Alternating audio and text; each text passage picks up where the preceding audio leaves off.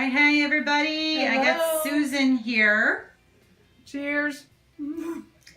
Okay, so Susan's going to give us her getting to know me video. Yes. There. Okay, I'm ready now. All right, Susan, let's get right into it. So, best run ever. Best run ever was Huntsville Marathon. The reason it was best run ever is I had decided that I wanted to qualify for Boston. So I trained hard for it. I lived it. I breathed it. I ate it. And from the first step when the gun went off, I felt fantastic. I felt fantastic the whole race. I had like an 8-minute mile on average. My goal, I had to have a 3:45 in order to qualify at that time for my age. And at about I had a training partner that trained with me the whole time. And about mile 15, I was like, I think I got this. And he's like, you definitely have this. He ended up having to drop out at mile 20.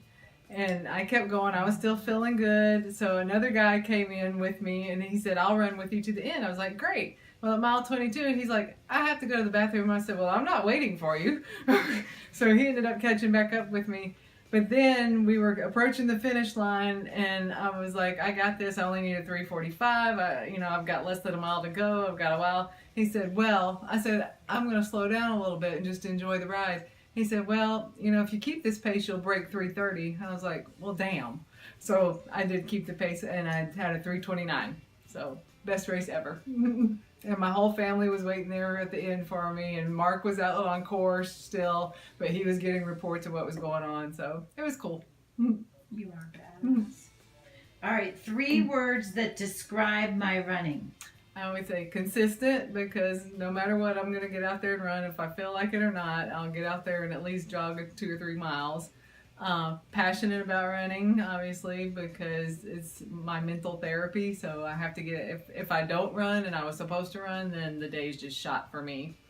And what's my other one? Strong. You're strong. Yeah, a strong runner. And I think not just physically, it's a mental thing too, because running's a lot mental. You got to beat the little person in your head and just keep going, because your body usually is conditioned to do it, but then your brain will tell you, oh, I'm tired, let's quit. But you don't need to. My running outfit. My running outfit is basically shorts. I'm kind of old school with the short running shorts. My husband started running years ago, and he has the split shorts, and I kind of like those too, because they kind of let you breathe when you're moving. And just to take jog bra, tank top. If it's really hot outside, jog bra only, because I'm all about being cool. So for me, it's the less I can wear, the better. Quirky habit while running. My quirky habit while running is that I count a lot. I'm going to count it by trade, but especially in the last mile of a race, as soon as I've hit that last mile mark and I know I have a mile to go, I will start counting to 100. And I'll do that for like a series of 5, and then I know about that time I've got a little less than half mile to go. And then I start singing the song in my head, Hella Good. By No Doubt.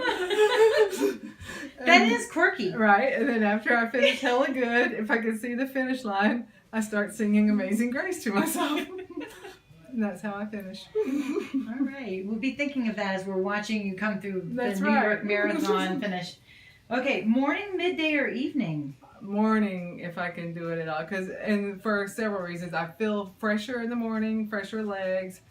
And it also gives me a good start to my day, clears my mind, and gets me energized for the day. If I try to run in the afternoon, my legs feel dead from being out all day, so it's not a good run.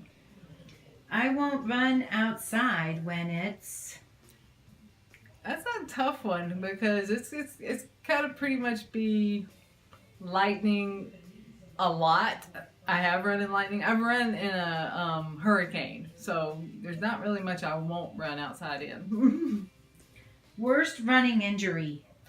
Worst running injury was a bilateral sacral fracture, which basically is not your tailbone, but it's like, not to be gross, but like right at the end of your butt, you got those 2 little circular bones. So I had a fracture, bilateral fracture. I didn't know it really until 4 weeks into it.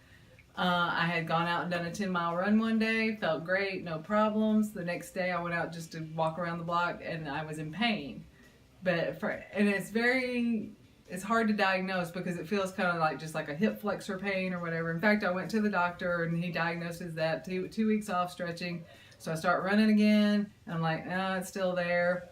So we finally did the MRI and I said, I'm feeling okay. I think I'll try to run again this weekend. He's like, okay, this was on a Friday. Did the MRI and I worked at a hospital at the time, so I knew all the department heads. He called me within an hour and he said, do not run this weekend. He said, you have a terrible fracture.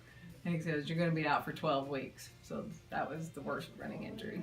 That sounds really painful. All right, this is a good one. Okay. And I know you're going to have a good one for us on this one. I felt like a badass runner when? Now, this will be not what you think. I felt like I was a badass runner when I was doing a marathon with 4 or 5 of my friends. And we were doing it for fun, not any kind of speed or anything, we were just having fun. Well, we were talking and chitty-chatting. Next thing I know, I fell. And literally, I can remember my head bouncing on the pavement. It was that hard of a hit. And rolling over and looking at the sky, and it's kind of like one of those cartoons where the stars are in your head. And me looking up and telling my friends, oh, the sky is so blue. The fire trucks came, they wrapped my head up. I looked like one of those Revolutionary War, the guy playing the fife and everything. And they're like, okay, we need to take you to the hospital. I said, I'm not going to the hospital. I need to finish this marathon. Well, ma'am, we can't, you're going to have to sign a waiver. We can't advise that. And I was like, all right, put it in front of me. And I signed the paper. That was at mile 16. I walked the last 10 miles of that marathon with my head bandaged up, telling everybody along the way, do not call my husband because he will make me stop. So, but at mile 24, I think it was, my phone rang and he says, was it you? And I said, well, evidently word has gotten out. And he said, yes, I know. And I said, I'm 2 miles out. I can make it in. So as soon as I made it in, they took me straight to the tent. They stitched up my head. And so I felt like a pretty badass that I even finished it. I think so too. And do you know how fast that marathon was? Oh, it was like 6 hours. Not bad. I beat the balloon lady. We had a balloon lady behind us, so we kept watching for her. So as long as I was ahead of the balloon lady, I was fine. All right, your next race. My next race is Marine Corps Marathon. Yep. And your running goal? To keep running until I'm 80 years old. I would love to do. I did I qualified for Boston, and I did Boston in 2004, I think it was. I've qualified many times after that, and I'm not saying that to brag. I was running well, and I could qualify a lot. I never went back because I never wanted to taint that first Boston experience. It was a good memory, and I didn't want to go back and just do it again just to do it again. But I think if I can keep running until I'm like in my 70s, 80s, I maybe would like to do that one more time. Super awesome. So, by the way, you're helping us all train for the Marine Corps Marathon. So, I would say if we were to add one more word to your describing your running, it would be inspirational. Well, I'm happy to do it. I was telling you guys the other day, I've been running for a long time and, been there, done that kind of thing. So these girls doing this Marine Corps Marathon has renewed my energy for running. And it's so fun to see somebody, doing their first marathon again. Because I remember my experience and how cool it is and how so excited you are. And everything's just like, what about this? What about that? So it's nice to now have this experience to tell these girls, oh, you got this. No problem. Thanks so much, Susan. Yep, thank you. All right. Thank Bye, guys. you. Bye.